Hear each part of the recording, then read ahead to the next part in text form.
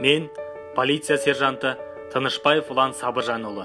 Алматы облысы Алакөл ауданы Үшарал қаласының тумасымын. Қазақстан Республикасы ішкі істер органындағы қызметімді 2018 жылдан бері атқарудамын. Полицей болып халқыма қызмет ету менің балалық шақтағы арманым болған. Қазіргі таңда қызметімді көліктегі полиция департаменті Бескөл станциясындағы желілік полиция бөлімшесінде патрульдік полиция тобының полицей лауазымында қызмет атқарамын. Ішкі істер органында қызмет атқаратынымды мақтан етемін.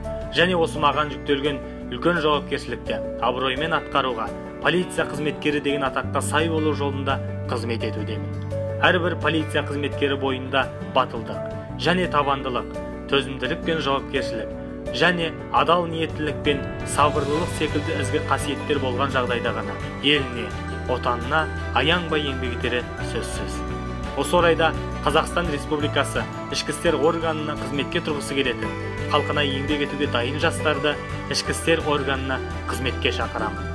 Елімізге тыныштық сыйлайтын, бейбітшілік және жарқын болашақ үшін бірге қызмет атқарайық.